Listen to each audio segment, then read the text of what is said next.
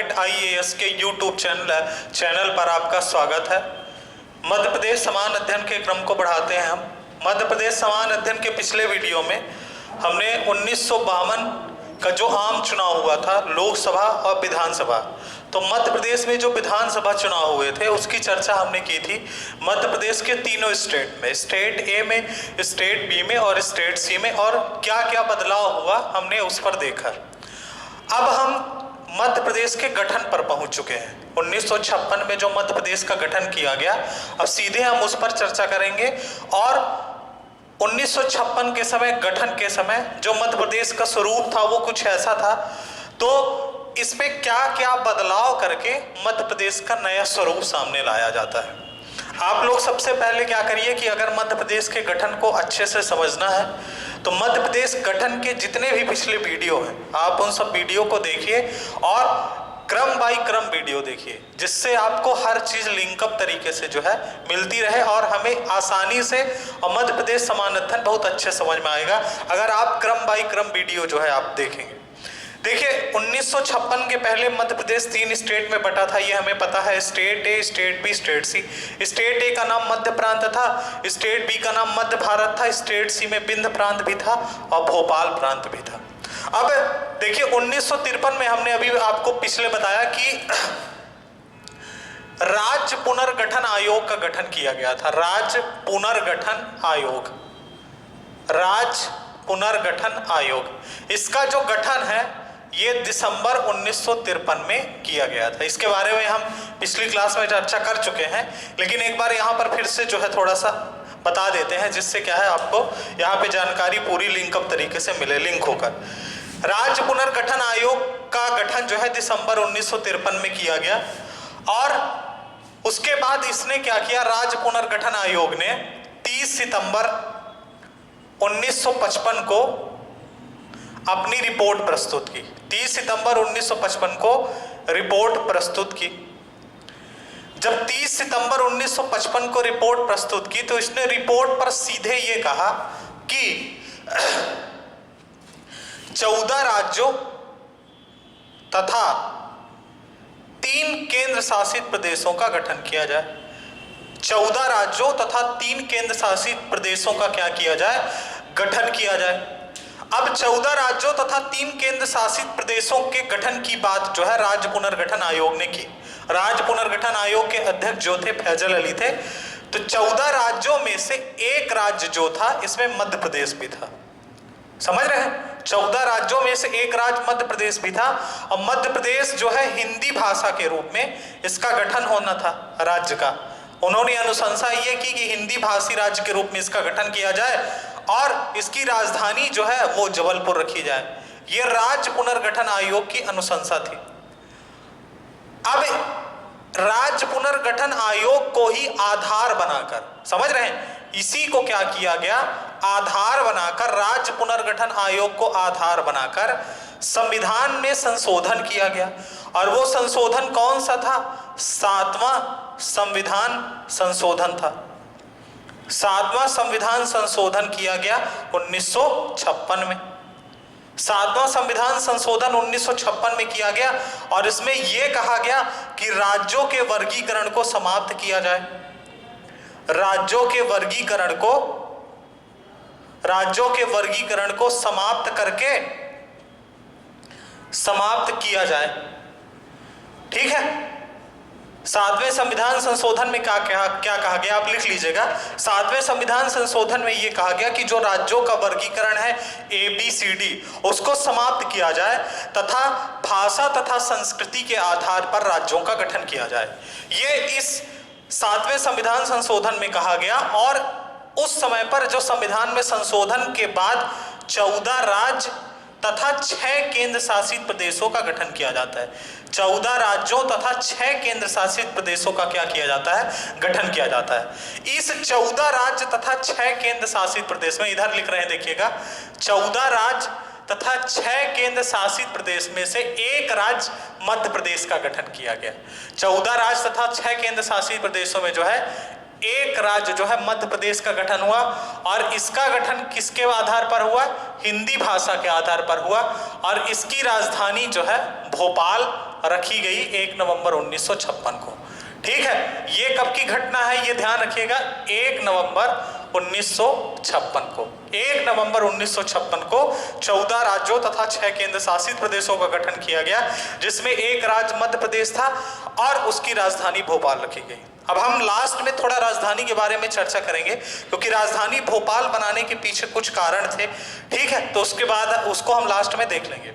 अब सबसे पहली चीज आपको ध्यान रखना है कि 1956 के पहले मध्य प्रदेश का स्वरूप ऐसा था। राज्य पुनर्गठन आयोग ने अनुशंसा कर दी कि मध्य प्रदेश का गठन हिंदी भाषा के रूप में होना चाहिए। अब मध्य प्रदेश में क्या था, उस समय पर हिंदी भाषा के साथ साथ कुछ मराठी भाषा वाले भी क्षेत्र थे। ये जो क्षेत्र था पूरा आपका, इधर आप देखें, ये जो पूरा क्षेत्र था ये मराठी भाषा का क्षेत्र था। और इस प्रांत में, मध्य प्रांत में उस समय पर जिले कितने थे, तो मध्य प्रांत में उस समय पर 25 जिले थे। 25 जिलों में से 8 जिले ऐसे थे जो आपके क्या थे, मराठी भाषा वाले थे। 25 में से 8 जिले ऐसे थे, मतलब आप ये कह लीजिए कि ये टोटल इस पूरे प्रांत में 25 जिले थे, जिसमें से 8 जिले जो थे मराठी भाषी वाला थे, मराठी भाषा वाले ये जिले थे। ठीक है, तो हमें अब क्या करना है, हमें इस मध्य प्रदेश में गठन के समय क्या क्या परिवर्तन किया गया, इस पर हमें चर्चा करनी है। ठीक है, तो आप इस चीज को नोट कर लीजिए। इसके बाद हम यहाँ पर गठन के समय क्या क्या बदलाव किया गया उस पर चर्चा करते हैं। आप एक काम करिएगा, आप इसको लिखते भी रहिएगा, जिससे क्या है कि आपको हर चीज जो है मैं बोलता चला जाऊंगा और आप नोट करते चले जाइए। कुछ चीजें मैं लिखूंगा भी। सबसे पहला बदलाव किया गया, लिखिएगा, 1 नवंबर 1956 को, 1 नवंबर 1956 को क्या क्या बदलाव किया गया गठन के समय में। सबसे पहला बदलाव ये किया गया, ध्यान रखिएगा क्या क्या बदलाव किया गया। सबसे पहला बदलाव नोट करिएगा इस पर आप कि मध्य प्रदेश के स्टेट ए के मध्य प्रांत से 8 ऐसे जिले जो मराठी भाषा वाले थे उनको मध्य प्रांत से हटाकर तत्कालीन बंबई राज्य में मिला दिया गया। स्टेट ए में टोटल कितने जिले थे, 25 जिले थे।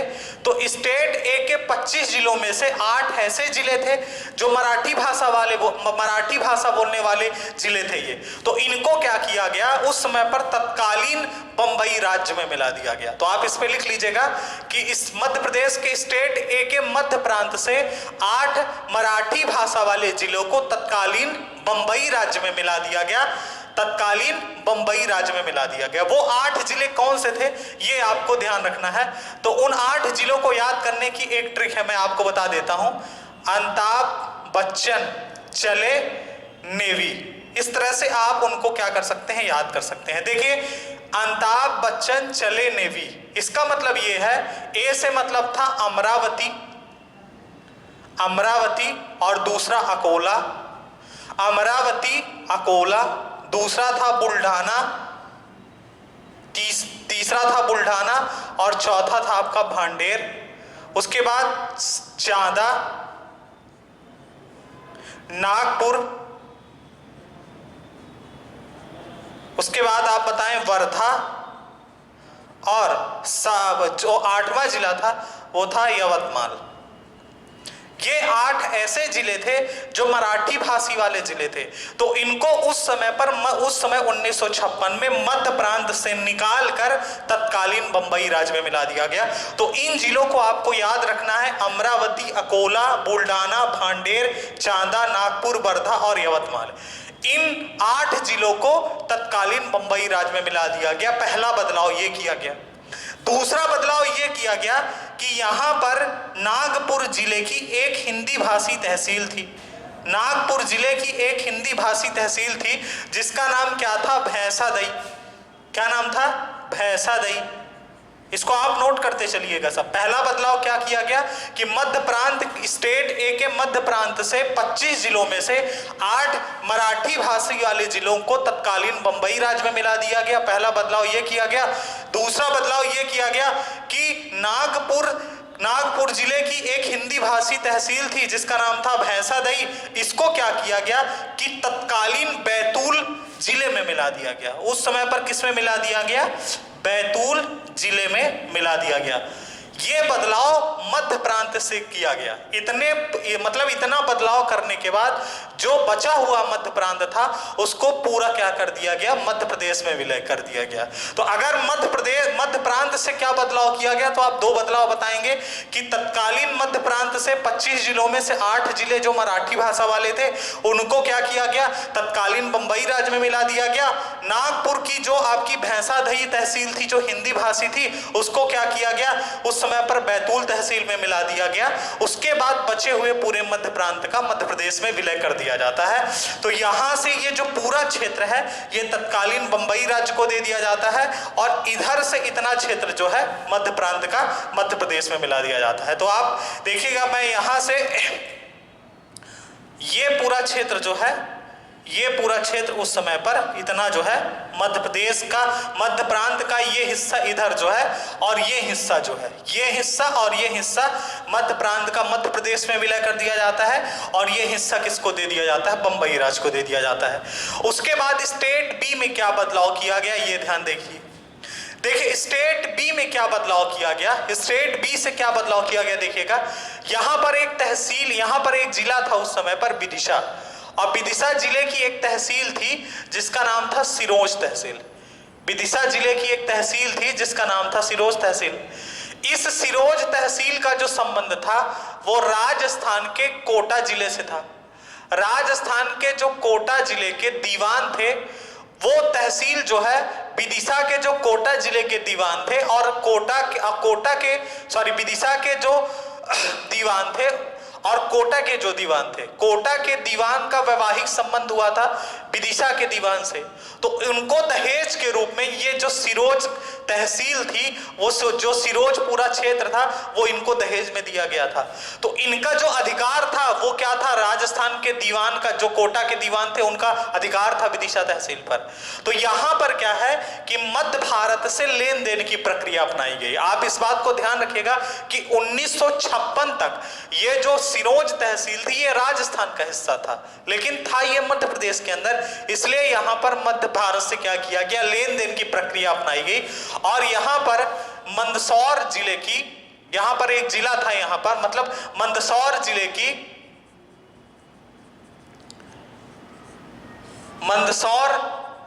की भानपुरा तहसील का एक क्षेत्र था सुनेल टप्पा। ठीक है, तो क्या किया गया कि इस सिरोंज तहसील को क्या किया गया? जो आपकी विदिशा जिले की थी इसको वापस लिया गया और दूसरी चीज मंदसौर जिले की जो सुनेल टप्पा तहसील थी जो राजस्थान में थी और वो मध्य प्रदेश की थी, तो उसको क्या किया गया? उसको वहां पर सिरोंज तहसील के बदले में राजस्थान के जो कोटा के दीवान थे उनको दिया गया। समझ रहे हैं? यहाँ जो मीना समुदाय के लोग थे उनका यहाँ वैवाहिक संबंध था इसलिए उनको ये तहसील दहेज में मिली थी। तो इस तहसील को लेने के लिए हमें मंदसौर जिले की भानपुरा तहसील का एक सुनेल टप्पा क्षेत्र था, उस क्षेत्र को हमें क्या करना पड़ा? उसको देना पड़ा। उसके बाद मध्य भारत में कोई भी बदलाव नहीं किया गया, पूरे मध्य भारत का विलय जो है मध्य प्रदेश में कर दिया गया, पूरे मध्य भारत का। समझ रहे हैं? केवल एक बदलाव किया गया कि विदिशा जिले की सिरोंज तहसील को लिया गया और मंदसौर जिले की भानपुरा तहसील का जो सुनेल टप्पा क्षेत्र था उसको राजस्थान को दे दिया गया।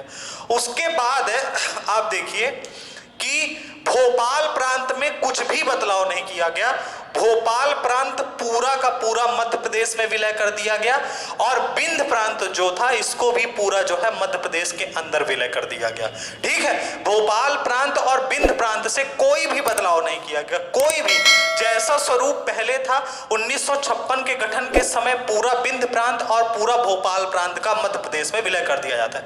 जो बदलाव किया जाता है वो मध्य प्रांत और मध्य भारत से बदलाव किया जाता है। मध्य प्रांत में हमने आपको बता ही दिया कि 25 जिलों में से 8 ऐसे जिले थे जो मराठी भाषा वाले जिले थे, तो उनको तत्कालीन बंबई राज्य में मिला दिया गया। दूसरा बदलाव क्या किया गया, नागपुर की एक हिंदी भाषी तहसील थी भैंसादई, उसको तत्कालीन बैतूल में मिला दिया गया। मध्य भारत से क्या बदलाव किया गया कि जो सिरोज विदिशा जिले की सिरोज तहसील थी, ये राजस्थान के कोटा के दीवान की थी, तो इस तहसील को लेने के लिए क्या किया गया, मंदसौर जिले की भानपुरा तहसील का जो सुनील टप्पा क्षेत्र था वो राजस्थान के कोटा के दीवान को दे दिया गया। उसके बाद भोपाल प्रांत और बिंद प्रांत में बिना किसी बदलाव के साथ इसका मध्य प्रदेश में विलय कर दिया गया। तो मध्य प्रदेश का स्वरूप जो 1 नवंबर 1956 को सामने आता है इस बदलाव के बाद, उसको हम मैप के अंदर बनाते हैं, दूसरा मैप बनाते हैं इसको मिटाकर, और उस पर हम देखते हैं कि क्या स्वरूप हमारे सामने आता है।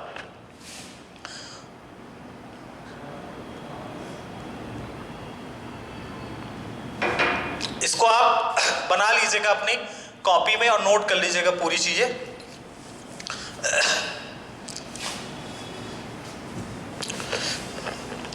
1 नवंबर 1956 को मध्य प्रदेश का जो स्वरूप सामने आता है वो स्वरूप कुछ इस प्रकार से सामने आता है कि मध्य प्रदेश जो हमें 1 नवंबर 1956 को मिलता है,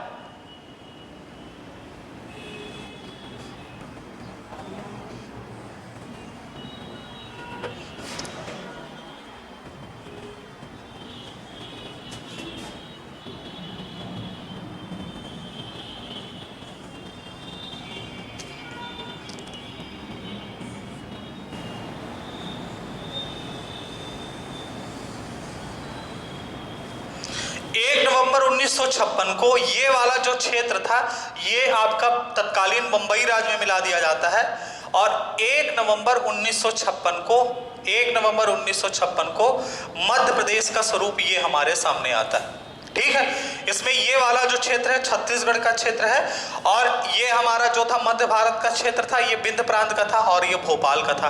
तो 1 नवंबर 1956 को जब मध्य प्रदेश का गठन होता है तो उस समय पर आप ध्यान रखिएगा, सबसे पहली चीज मध्य प्रदेश का क्षेत्रफल कितना था, तो उस समय पर मध्य प्रदेश का जो क्षेत्रफल था वो 4,43,446 किलोमीटर स्क्वायर था, जो भारत के कुल क्षेत्रफल का 13.6% था। ये बात ध्यान रखिएगा, भारत के कुल क्षेत्रफल का 13.6% था। दूसरी चीज, क्षेत्रफल की दृष्टि से भारत का सबसे बड़ा राज्य था। ठीक है, 1956 के समय ये क्षेत्रफल की दृष्टि से भारत का सबसे बड़ा राज्य था। उसके अलावा अब देखिए, जब मध्य प्रांत, मध्य भारत, बिंद प्रांत तथा भोपाल प्रांत का मध्य प्रदेश में विलय किया गया तो मध्य प्रदेश में कितने जिले बनते हैं, यहां पर देखिएगा जिले हम थोड़ा काउंट करते हैं कि टोटल कितने जिले थे। देखिए मध्य प्रांत में टोटल 25 जिले थे। 25 जिलों में से क्या होता है कि 8 जिले कहां चले जाते हैं, बंबई राज्य में, तो कितने जिले बचते हैं, 17 जिले। उसके बाद मध्य भारत में कितने जिले थे, 16 जिले थे। बिंद प्रदेश में कितने जिले थे, 8 जिले थे, और भोपाल में कितने जिले थे, आपके 2 जिले थे। तो अगर आप इन सबको जोड़ दें तो टोटल कितने जिले होते हैं, 43 जिले होते हैं। तो मध्य प्रदेश में गठन के समय कितने जिले थे, 43 जिले थे। ये चीजें आपको ध्यान रखनी है। अब हमें यहां पर देखिए, यहां पर हमने इसका गठन देख लिया, क्षेत्रफल देख लिया और जिला देख लिया। जब मध्य प्रदेश का गठन किया गया था तो मध्य प्रदेश के नाम पर चर्चा हुई कि भाई मध्य प्रदेश का नाम क्या रखा जाए। तो उस समय पर देश के तत्कालीन प्रधानमंत्री जो थे पंडित जवाहरलाल नेहरू, पंडित जवाहरलाल नेहरू ने क्या किया था, इसके 2 नाम सुझाए थे। पंडित जवाहरलाल नेहरू ने इसका नामकरण किया था। नामकरण कौन किया था, पंडित जवाहरलाल नेहरू। इन्होंने इसका नामकरण, 2 नाम इन्होंने सुझाए थे इसके। एक नाम इन्होंने मध्य प्रदेश सुझाया था और दूसरा जो नाम सुझाया था वो हृदय प्रदेश सुझाया था। तो आप यहां पर हृदय प्रदेश बता सकते हैं। दूसरा नाम जो पंडित नेहरू ने सुझाया था वो हृदय प्रदेश। हृदय प्रदेश इसलिए क्योंकि ये भारत का हृदय था, भारत के मध्य में बिंद स्थित था, इसलिए इसको क्या कहा गया, हृदय प्रदेश कहा गया। 1956 में मध्य प्रदेश के गठन के समय और क्या क्या चीजों में बदलाव हुआ ये देखते हैं। सबसे पहली चीज आप बताएं कि 1956 में जब मध्य प्रदेश का गठन हुआ तो मध्य प्रदेश में उस समय पर 5 बड़े जिले थे। 5 जो थे सबसे बड़े जिले थे, मतलब 5 बड़े बड़े जिले थे। एक था भोपाल, दूसरा था आपका इंदौर, तीसरा था जबलपुर, चौथा था ग्वालियर और पांचवा था भोपाल। पांचवा था रायपुर, भोपाल ऊपर लिख गया है। ये 5 जो है आपके बड़े बड़े जिले थे उस समय पर। अब जब गठन हुआ 1 नवंबर 1956 को, तो सबसे पहला जो विवाद हुआ वो राजधानी को लेकर विवाद हुआ कि राजधानी क्या रखी जाए। तो देखिए, जो भोपाल प्रांत था, जब हमीदुल्लाह खान साहब ने भोपाल प्रांत का मध्य प्रदेश में विलय किया था, तो उन्होंने ये कहा था कि हमारी केवल 2 मांगे हैं। पहली मांग ये थी कि भोपाल को एक अलग प्रांत में लाया जाए, किसी में उसका विलय ना किया जाए, और दूसरी चीज उन्होंने राजधानी जो है भोपाल प्रस्तावित की थी। जब राज्य पुनर्गठन आयोग ने अनुशंसा की कि भाई राजधानी जबलपुर बना दी जाए, तो नवाब साहब नाराज हो गए। दूसरी चीज, उस समय जो मुख्यमंत्री थे शंकर दयाल शर्मा, वो भी नाराज हो गए, और शंकर दयाल शर्मा नेहरू जी के सबसे करीबी थे। तो शंकर दयाल शर्मा ने नेहरू जी से बोला कि नवाब साहब से आपकी बात हुई थी कि जब भोपाल का विलय किया जाएगा तो राजधानी, जब कभी मध्य प्रदेश का गठन होगा तो भोपाल रखी जाएगी। दूसरी चीज, नवाब ने यह भी कहा था कि जब राजधानी आप बनाएंगे तो जितने भी बंगलों की जरूरत पड़ेगी, वो सब बंगले जो है, जो कोठियां हैं भोपाल में नवाबों की, वो सब सरकार को दे दी जाएंगी। दूसरी चीज, जबलपुर के लोग काफी उत्साहित से कहना कि राजधानी जो है जबलपुर बनाई जाएगी। दूसरी चीज क्या थी कि जो इंदौर के उस समय पर मुख्यमंत्री थे मिश्री लाल गंगवाल 1955 में, तो जब राजधानी राज्य पुनर्गठन आयोग ने जबलपुर की घोषणा की थी, तो उन्होंने त्याग पत्र दे दिया था। त्याग पत्र किस कारण दे दिया था? क्योंकि वो इंदौर को राजधानी बनाना चाहते थे। तो यहां पर समझौते की बात हुई कि भाई ये 5 बड़े शहर हैं, तो इन 5 बड़े शहरों को क्या क्या दिया जाए। हालांकि एक कमेटी भी बनाई गई थी उसी समय पर, एक कमेटी बनाई गई थी बनर्जी कमेटी। बनर्जी कमेटी जो है, ये कमेटी जो है राजधानी का सुझाव देने के लिए बनाई गई। राजधानी का सुझाव देने के लिए बनर्जी कमेटी बनाई गई थी। अब इसने जो राजधानी सजेस्ट की थी, एक सागर सजेस्ट की थी और दूसरी राजधानी जो सजेस्ट की थी बैतूल सजेस्ट की थी। देखिए, अगर राजधानी जबलपुर बना दी जाती, नवाब साहब का यह कहना था कि अगर जबलपुर राजधानी बनाई जाएगी तो राजधानी बनाने के साथ साथ हमें वहां विधानसभा बनानी पड़ेगी, सरकारी कोठियां बनानी पड़ेगी, बंगले बनाने पड़ेंगे, तो खर्चा ज्यादा आएगा। और देश उस समय पर जो है इस प्रकार के खर्चे जो है सहने के लिए मतलब फालतू में खर्चा आएगा। जब हमारे पास भोपाल में हर चीजें अवेलेबल हैं, कोठियां हैं, नवाबों की बंगले हैं, वो सब देने के लिए तैयार हैं, तो फालतू का खर्चा करने की क्या आवश्यकता है। इसलिए फिर क्या किया गया कि अंततः जो है, क्योंकि पंडित नेहरू को नवाब ने विलय पत्र पर जब दस्तखत किए थे तो ये कहा था कि राजधानी भोपाल आप बनाइएगा जब मध्य प्रदेश का कभी भी गठन किया जाता है। इसलिए अंततः जो है पंडित नेहरू ने राजधानी जो है मध्य प्रदेश की राजधानी भोपाल फाइनल करवा दी। तो राजधानी भोपाल को क्या मिला? राजधानी मिली, आप बताएंगे। और राजधानी मिली तो विधानसभा भी कहां मिली? भोपाल को मिली। 2 चीजें हमें ध्यान रखना है कि 5 बड़े शहरों में किसको क्या मिला। तो सबसे पहली चीज भोपाल को क्या मिला? भोपाल को राजधानी मिली तथा विधानसभा मिली। तो मध्य प्रदेश की राजधानी क्या बनाई गई? 1 नवंबर 1956 को भोपाल बनाई गई। हालांकि उस समय पर भोपाल सीहोर जिले की जो हुजूर तहसील थी उसका केवल एक कस्बा था। समझ रहे हैं? राजधानी भोपाल बन गया, लेकिन ना तो ये जिला था, ना तो संभाग था, ना तो तहसील था। सीहोर जिले की हुजूर तहसील का केवल एक कस्बा था। दूसरी चीज, मध्य प्रदेश में इंदौर को क्या मिला? तो इंदौर को मिलता है लोक सेवा आयोग, जो MPPSC है, लोक सेवा आयोग जो है वो इंदौर को दिया जाता है।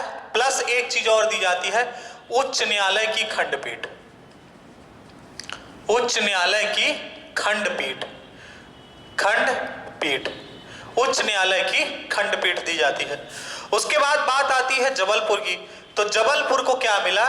तो आप बताएंगे, जबलपुर को मध्य प्रदेश का हाई कोर्ट मिला। जबलपुर को क्या मिला? High court. उच्च न्यायालय जो है वो किसको मिला? जबलपुर को मिला। ग्वालियर को क्या मिला? ग्वालियर को आप बताएंगे मध्य प्रदेश भू राजस्व मंडल मिला। भू राजस्व मंडल प्लस यहां भी क्या मिला, हाई कोर्ट या उच्च न्यायालय की खंडपीठ मिली, उच्च न्यायालय की खंडपीठ मिली। और अंततः रायपुर को क्या मिला, तो रायपुर को सबसे महत्वपूर्ण चीज मिली और वो मध्य प्रदेश का मुख्यमंत्री मिला। रायपुर को क्या मिला, रायपुर को मध्य प्रदेश का मुख्यमंत्री मिला। ठीक है, तो ये जो 5 बड़े शहर थे, देखिए हर बड़े शहर को कुछ न कुछ मिलना था, क्योंकि ये 5 बड़े शहर थे। तो भोपाल को राजधानी और विधानसभा दी गई, इंदौर के लोगों के लिए लोक सेवा आयोग और उच्च न्यायालय की खंडपीठ दी गई, जबलपुर को हाई कोर्ट दिया गया, ग्वालियर को भू राजस्व मंडल और उच्च न्यायालय की खंडपीठ दी गई और रायपुर को मुख्यमंत्री दिया गया। ठीक है, तो जब 1 नवंबर 1956 को मध्य प्रदेश का गठन किया गया तो हमारी राजधानी भोपाल बन गई। और आप इस पर बताएं कि क्या क्या किन किन लोगों को शपथ दिलवाई गई। 1 नवंबर 1956 को रात्रि के 12 बजे, 1 नवंबर 1956 को रात्रि के 12 बजे सबसे पहली चीज राज्यपाल की शपथ दिलवाई जाती है। 1 नवंबर 1956 को रात को 12 बजे राज्यपाल की शपथ किसको दिलवाई जाती है, तो आप बताएंगे पट्टाभी सीतारमैया। ठीक है, इनको शपथ कौन दिलवाता है, इनको शपथ मुख्य उच्च न्यायालय के जो मुख्य न्यायाधीश थे मोहम्मद हिदायतुल्लाह, वो शपथ दिलवाते हैं। ठीक है, उसके बाद मुख्यमंत्री किसको नियुक्त किया जाता है, मुख्यमंत्री पंडित रविशंकर शुक्ल को बनाया जाता है, पंडित रविशंकर शुक्ल को। पंडित रविशंकर शुक्ल जो है, इनका संबंध रायपुर से था। हालांकि इनका जन्म जो है मध्य प्रदेश के सागर जिले में हुआ था, लेकिन इनका जो परिवार था वो शिफ्ट हो गया था रायपुर में, तो रायपुर से इनका संबंध था।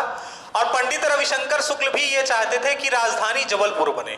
ठीक है, वो भी ये चाहते थे कि राजधानी जबलपुर बने, जिससे छत्तीसगढ़ के लोगों के लिए थोड़ा सा पास रहे। तो पंडित रविशंकर शुक्ल को मुख्यमंत्री बना दिया जाता है। उसके बाद आप बताएंगे कि जो मुख्य न्यायालय, उच्च न्यायालय के मुख्य न्यायाधीश थे वो कौन थे, मुख्य न्यायाधीश वो थे आपके जस्टिस मोहम्मद हिदायतुल्लाह।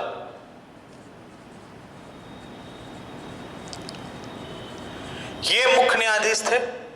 उसके बाद आप बताएं कि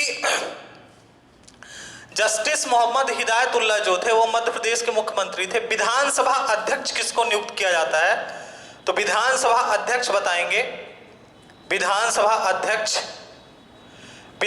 अध्यक्ष जो है कुंजीलाल दुबे को बनाया जाता है, कुंजीलाल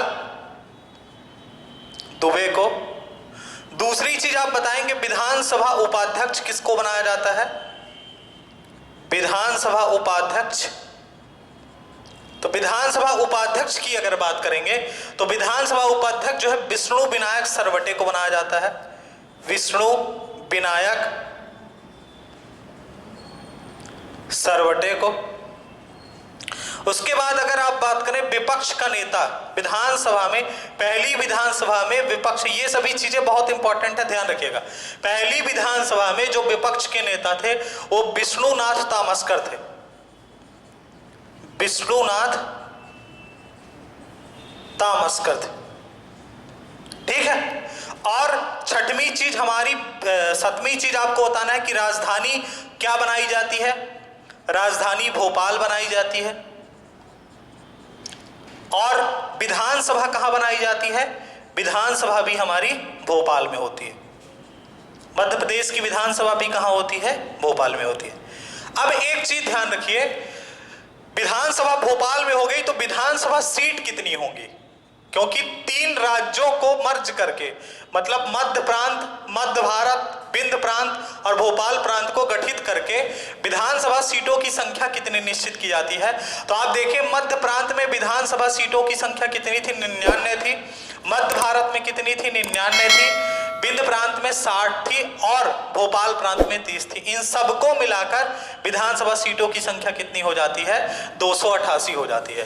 288 विधानसभा सीटों की संख्या जो है उस समय पर रखी जाती है। उसके बाद हालांकि इसमें बदलाव किया जाता है, इसमें जो बदलाव किया जाता है 1976 में पहली बार बदलाव किया जाता है। 1976 में विधानसभा सीटों की संख्या कर दी जाती है 296। उसके बाद एक बार बदलाव इसमें 1999 में किया जाता है, विधानसभा सीटों की संख्या कर दी जाती है 320।